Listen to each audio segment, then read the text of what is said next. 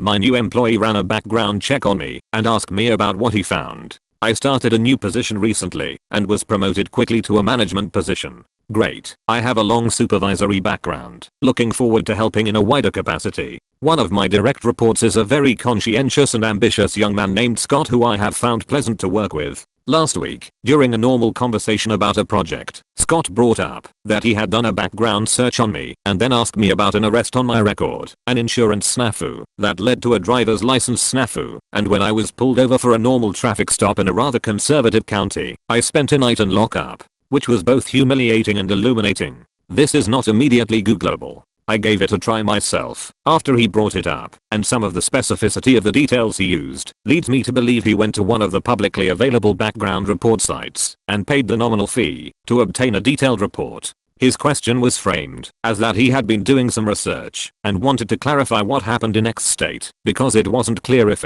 the arrest, was in X or Y state. I lived in Y state more recently, but there's nothing easily found that links the two without paying for it. In the moment, I answered truthfully that these items were from more than a decade ago and were the result of a particular set of circumstances. I then excused myself from the conversation and returned to my office. The longer I think about it, the more weirded out I am. Scott would like to advance, and I feel like a follow-up conversation is definitely warranted, but I'm struggling with an approach aside from hey, you super violated a boundary for me, and that will go over like a ton of bricks if you do it with future managers. To be fair, this is an overtly aggressive office culture, and asking to explain your professional background in a fair amount of detail to coworkers/employees is par for the course. But while I understand having a background check run by the company during the hiring process, I'd like to keep my personal background personal. And while I'm not wild about discussing this embarrassing incident, my reaction was more of a how and why did you obtain this information than a deep dark secret that I'm worried might come to light. How do I let go of my weirded out feeling, and how do I best address this in a follow-up conversation? What? You are being way more chill about this than I would be. It's an incredible overstep to run a paid background check on your new manager, but what's really weird here is that he thought he somehow had standing to make it clear to you that he did this, and b. ask you to clarify what he found. The way he asked you about this sounds like he genuinely thought it was appropriate. He was doing some research and wanted to clarify what happened. Because he didn't feel he had sufficient details about something that's none of his business whatsoever? Have you seen anything else weird about his judgment? Because this is such a bizarre thing for him to approach you with that I've got to think there's a bigger issue with him. Maybe it's just incredible naivete, but regardless of what's at the root, this is just wildly inappropriate, and I suspect it's part of some broader pattern. And as you note, it's not that this is a deep dark secret. It's just that it's personal and spectacularly irrelevant to anything he would ever have cause to research. So I don't think you need to let go of your weirded out feeling. Your weirded out feeling is warranted and appropriate. I would say this to him. I was taken aback last week when you asked me about a traffic incident in my background. Frankly, I was too taken aback to address it in the moment, but I'm not clear on why you were undertaking that kind of background search on me in the first place, and especially on why you decided to inquire with me about it. And then, depending on his answer, you could say, I'll give you the benefit of the doubt and assume you didn't realize you violated a work boundary here. But I want to make sure that going forward you know that this was inappropriate. Everyone you work with deserves privacy, and this is not something you should do again to anyone here. And I'd keep a very close eye on his judgment after this, especially around interpersonal stuff, and be prepared to swiftly shut down anything else inappropriate. Update: my new employee ran a background check on me and asked me about what he found. Scott was indeed a younger employee and deeply convinced of the superiority of his own intellect and gender. He had a 5, 10 and 15-year life plan with ambitious goals. Unfortunately, this was coupled with no more sense than God gave a goose. His previous work experience in an unrelated field left him the impression that it was absolutely reasonable to deeply examine the people around him, but then verify his findings through research. As part of his 5-year plan, he was applying for many roles within the company in search of advancement, despite not having relevant experience nor demonstrating development in any key skill areas.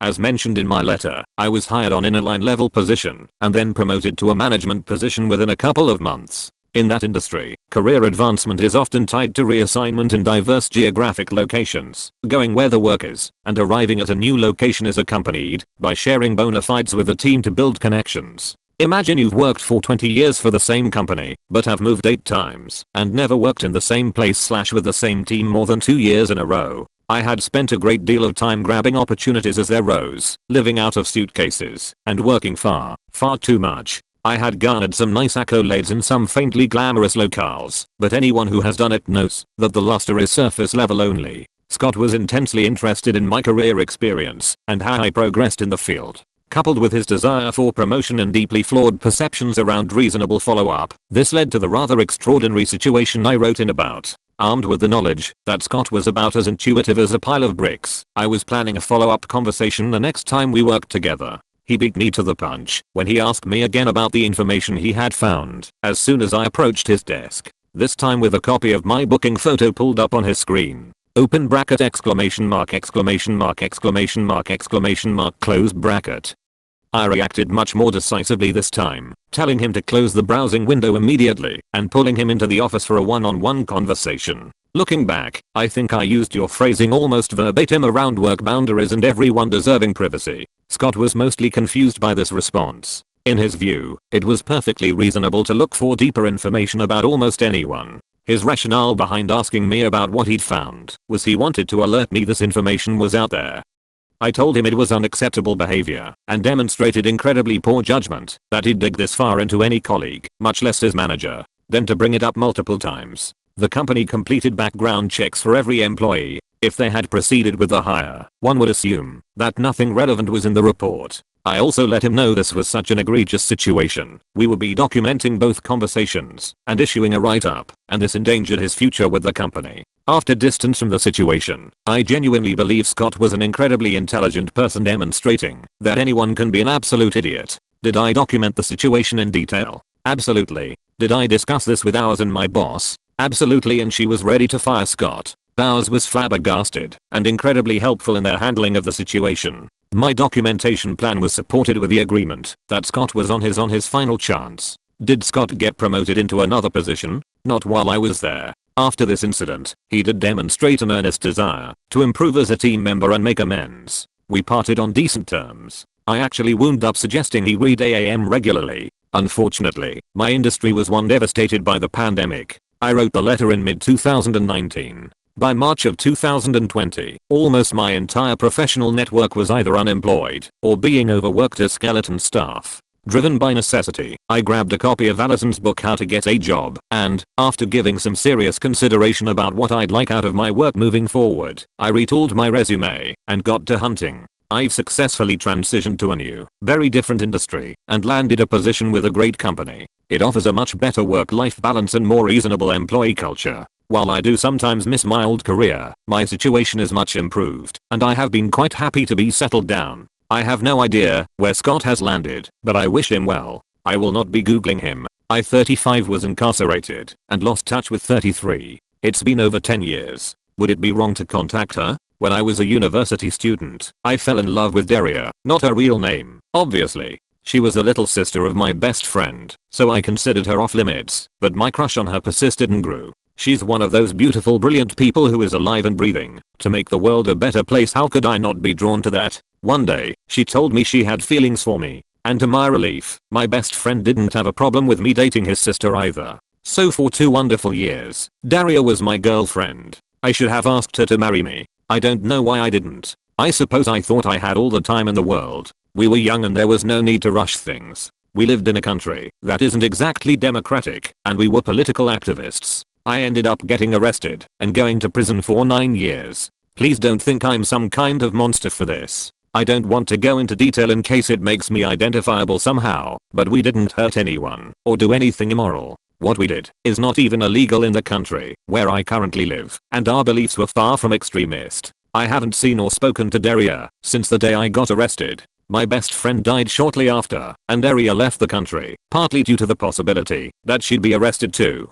There wasn't any way for her to contact me while I was in prison, though apparently she contacted my dad a few times in the beginning. Things got even worse in our country while I was incarcerated, so my dad and I emigrated when I was released. We've been living in Western Europe ever since, and life is pretty okay. I live with my dad, and I have a steady, if shitty, job. Months ago, I found Daria online. She lives in a neighboring country, 7 hours away by rail. She doesn't use social media too much, but from what I've seen there's no evidence of a partner or kids. and even if she's married, I'd be content just to be her friend, as I was for the first years we knew each other. Part of me desperately wants to reach out to her, and my dad has been encouraging me to do so, but I feel like it'd be too selfish. The circumstances of her brother's death were very traumatic for her, and I'm afraid that I'm just a living reminder of all the bad things that happened to us. And if she does have a partner, would my contacting her offend him and trouble their relationship? I don't want to cause her any more sadness. Time stood still for me while I was in prison, but I know it didn't for her or anyone else.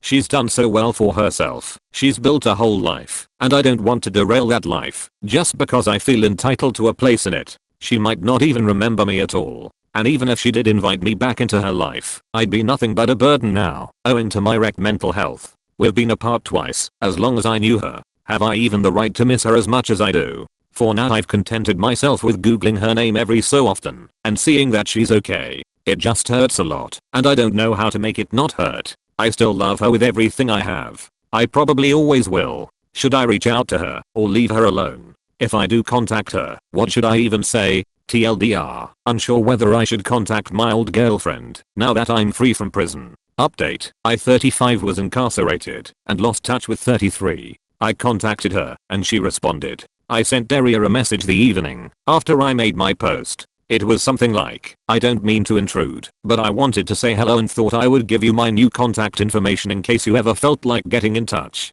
If not, that's completely fine too. I left her my mobile number and email address, wished her well, and that was that. I knew it might be a while before she responded, if she responded at all. So I tried to put it out of my mind. Early Monday morning, my phone rang. It was an unfamiliar number from the country where Daria lives. Who else would ever be calling me from there? I panicked a little bit, but I managed to answer in time. She asked a few times if it was really me, and I couldn't tell if she was laughing or crying. At first she called me by the very affectionate version of my name she used to, but then she quickly apologized and corrected herself, which broke my heart a little bit. It was an awkward phone call, but not in a bad way. I was extremely nervous, and it seemed like she was too, but happy. Also, some of you mentioned that Daria would want to know that I was safe, and this was more true than I could have guessed. Because unrest in my country increased a lot during the last year I was in prison, she was afraid that they would decide to quietly kill me rather than let me go. There are documented cases of other prisoners like me having met very suspicious ends in the months before my release, so it wasn't a totally unreasonable worry.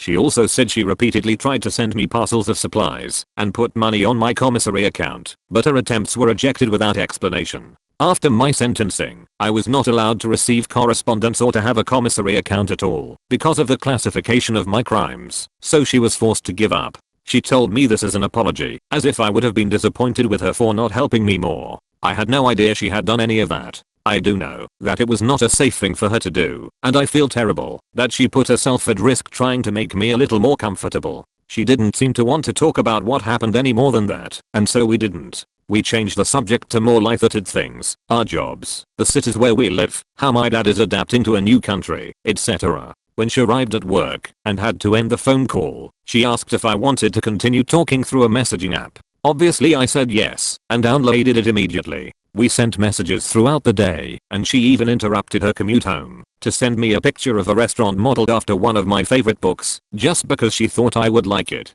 She told me that she thought of me every time she saw it, but unfortunately the restaurant itself was not so good. I was afraid she wouldn't remember me, but she even remembers the things I like to read. She remembers a lot of little things, even stuff I forgot. We have been sending messages back and forth ever since, and talking on the phone after I finish work at night, until she gets too sleepy. Sometimes it feels like I'm 24, and she's texting me from a few blocks away, as if the next thing she might ask is what's for dinner. Other times it seems like we are trying to will dead versions of ourselves back to life in order to avoid acknowledging what we've lost. She seems a lot more timid than she used to, more passive, which I suppose makes sense. Sometimes I worry about how much I've changed, and that maybe she won't find anything left in me that's worthy of her. But if I could express in words what it feels like to hear her laugh, I could explain that there's also a lot that we know very well. She hasn't lost her kindness, or her warmth, or her empathy. She still cares about me, and I still care about her.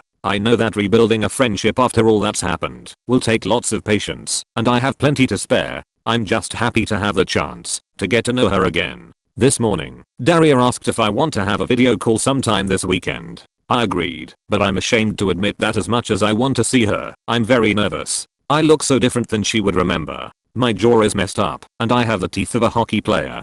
Fortunately, I will qualify for healthcare insurance soon, and be able to have it fixed. I lost weight that I haven't put back on, and I see an old man in the mirror. I'm also worried that I will get very emotional when I see her and embarrass myself that way. I don't really cry in front of people. I'm not used to it, and this doesn't seem like a good occasion to start. Aside from not wanting to appear pitiful, I don't want her to feel forced to comfort me. If anyone has some advice on how to handle this, it would be much appreciated. TL. Doctor, I sent a message to my former partner. She was thrilled to receive it, and we have been happily getting to know each other once again. Update 2. I told Daria that I was nervous about the video call, and she insisted on having it right away so that I could get it over with and stop worrying. Seeing her made everything feel real in a way it hadn't before. She still looks like herself, or even more beautiful, different only in the sense that she is fully an adult now. The place she lives is very different from our home country, with a distinct culture to which she has assimilated. That she had time to adapt and feel completely at home in this place broke the illusion that no time had passed. In hindsight, that was probably the real reason I had been so nervous, because I could no longer occasionally forget myself and pretend that nothing had changed. The hardest part was not being able to reach through the screen and put my arms around her. Sitting there and watching someone you love cry from a distance is not easy. I barely noticed that I was crying too. She didn't seem surprised at my appearance, but she did eventually look me over and ask if the food was shit where I lived. I explained about my jaw and that I'm getting it fixed. Less dental work is required than I thought, but I need a surgery. Her response was to ask for my address and order groceries to be delivered, including a lot of soft snacks that are easy to eat, and these meal substitution drinks that are actually tasty. She's sent them every week since, even though I tell her it's not necessary. When I wanted to pay her back, she laughed at me and said she owed me a lot of food because I had kept her from starving to death in university. I love being able to cook for her, and I suppose it makes her just as happy to feed me now. We talk every day and have made video calls a regular habit. It does me so much good just to see her face, and the awkwardness is mostly gone now. It's easy to talk to her. Last night, she brought her computer into the kitchen and talked to me while doing the washing up. It's amazing how mundane things like that can make me feel normal and at home in ways I forgot I could. I never thought I'd be that stupidly happy to see someone washing coffee cups. I'm beginning to think that the idea of home as a physical place is a misconception. She likes to send photos to show me where she lives, what her life is like now. She was curious about how things are the same or different here. I didn't want to admit that I don't have much of a life to share back. Going places just didn't seem worth the effort. She is, though. At first it was very small things. She would send a picture of a pastry she bought at a cafe, saying that she thinks her city has better pastries than mine. I would go out and get one, so I could send her a photo too. Then it was beer, which city has better parks, interesting architecture, a department store, and so on. I figured out quickly that she was trying to coax me into going out more, but I played along to make her happy. I've seen more of my city in the past month than the entire time I've lived here before. I've been to the art museum and finally joined my colleagues for a beer. Usually, I go places for short durations at the less crowded times, but I'm still going, which is something. Daria used to be very sociable, so I thought that whatever happened, at least she wouldn't be lonely. I was wrong. There is a lot she could never tell her friends because they can't relate. They would feel sorry for her and cease to be equals, she says. Our experiences are different, but we are more able to understand each other than other people could. And despite her own burden, she has quietly picked up half the weight from my shoulders without ever being asked to. I'm in awe of her, simply for being the kind of person who would. For Women's Day I sent her some orchids, and she was very happy that I remembered her favorite flower. The things I can do to make her smile are so small, and she deserves so much more than I know how to give her. But I would do anything for this woman, and I'm learning. There are protests happening where she is, with riot police and tear gas. Whenever this happens, she feels nervous and has difficulty sleeping.